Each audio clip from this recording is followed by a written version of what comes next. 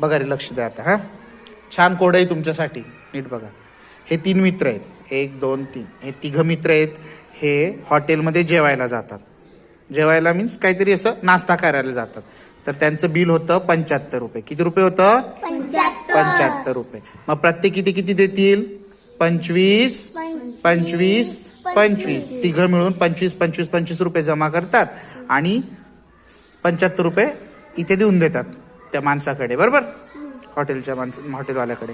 पण मग हॉटेलवाला काय म्हणतो की आपण यांच्याकडून 70 रुपये घेऊ, 5 रुपये परत देऊन देऊ. मग या वेटरकडे ते 5 रुपये देतात. हा वेटर आहे.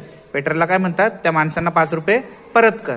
मग वेटरला प्रश्न पडतो 3 जणांना 5 रुपये कसे द्यायचे. मग तो काय करतो, 5 रुपयाचे नाणे घेतो. 1 रुपयाचे नाणे 5 घेतो. 1 रुपया याला देतो, 1 रुपया याला देतो, 1 रुपया याला देतो. कळलं? म्हणजे खरं म्हणजे यांचे किती रुपये झाले? 1 रुपया कमी झाला. म्हणजे याचे 24 रुपये गेले, याचे 24 रुपये गेले आणि याचे किती गेले? 24 रुपये. आणि 2 उरतात की नाही. 5 पैकी काय करतो तो? 3 यांना वाटून देतो आणि 2 रुपये काय करतो? स्वतः जवळ ठेवतो. हे 2 रुपये तो स्वतः जवळ ठेवतो, बरोबर? मग याचे खरे म्हणजे किती रुपये गेले? 24 रुपये गेले, खर्च झाले. याचे 24, याचे 24. 24 1 24, 24 दुने 48 आणि 24 त्रिक किती होतात? 72, बरोबर? मग हे 72 रुपये होतात आणि 72 मध्ये 2 मिळवलेत किती होतील? 74. पण खरे खर्च किती झाले होते? 75.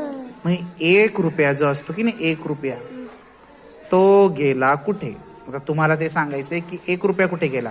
75 रुपये तर लागले होते, मग 74 रुपयांचा हिशोब लागतो. 1 रुपया गेला कुठे?